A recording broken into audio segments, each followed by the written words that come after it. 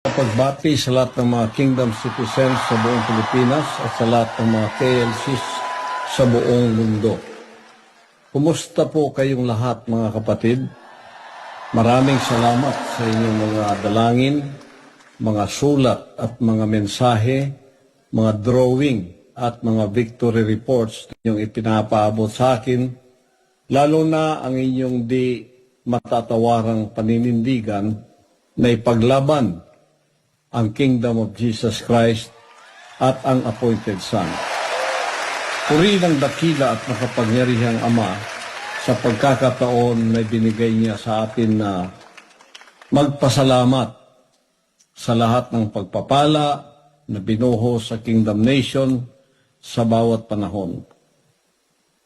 Happy New Year din pala sa inyong lahat.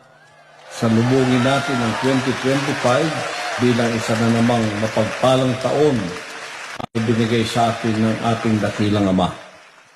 Lubos ang aking pagpapasalamat sa Ama dahil iba naman ang aking kalagayan o sitwasyon ngayon, hindi pa rin nagbago ang ningas ng ating pananampalataya at pagkakaisa bilang mga anak ng Diyos. Nagtitiwala tayo na sa lahat ng mga karanasan ay isang ayon sa kalooban ng Ama. At tulad ng paglalakbay ng mga Hudyo patungo sa lupang pangako, naranasan natin ang Red Sea moment at nakita natin ang kapangyarihan ng Ama na nagligtas sa atin sa tiyak na kapahamakan. Di natin malilimutan ang araw na naig ang pag-ibig sa gitna ng poot at karahasan, ang liwanag kaysa kadiliman, ang katuwiran laban sa kasamaan. We have overcome evil with good.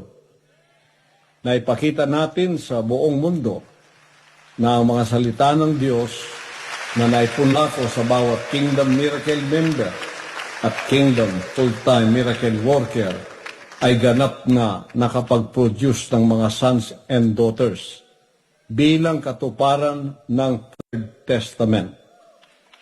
Naging mas matatag ang bansang kaharian, anumang pagsubok ang ating hinarap sa nakalipas na taon at napatunayan natin na walang unos, bagyo o anumang klasing pagsubok ang makatitibag sa tibay ng loob ng bawat isa. Sa katunayan, ang mga kapaghatiang ito ay hindi naging sagabal sa paglago at pagpapayabong ng kaharian ng dakilang Ama dito sa lupa. Ang mandato ng spiritual revolution, financial revolution at revolution of excellence ay natupad natin ng may buong pagtatapat. Hindi rin naapektuhan ang spiritual na paglago ng bawat kingdom citizen. Bagkus ay nag-level up pa nga sa pagiging mas maaasahan at mas responsable ang lahat upang maging kaakibat ng Appointed Son sa aking misyon para sa kaligtasan ng sangkatauhan. Nagagalak ang puso ko dahil ang bansang kaharian ay mas naging solid at hindi nabubuwag. Hindi man ako personal kasama ninyo ngayon, ngunit na-replicate na ang standard. Ang espiritu ng anak ay natanim na sa isipan ng lahat. Marami na ang na-produce na leaders na handang itaya at ialay ang buhay na umaako ng responsibilidad at mapagkakatiwalaan. At hindi na magbabago ang commitment anuman ang mangyari. Ito ay alinsunod sa Romans chapter 5 verse 19. The principle of by the obedience of one, many shall be made righteous. Hindi lang ako ang mapagkakatiwalaan ng Ama ngayon, kundi marami na ring mga sons and daughters na itataguyod ang Kingdom of Jesus Christ, KOJC, sa lahat ng panig ng mundo. Kaya sa ating pagdiriwang ngayon, mga kapatid, sa Thanksgiving and Worship Presentation at Nights of the Harvest, Awarding and Recognition Ceremony, dito sa Inaris Sports Center, kasabay ang buong mundo, lalo na sa New Jerusalem. Ako ay masayang masaya sa katagumpayan na binigay ng dakilang Ama sa atin.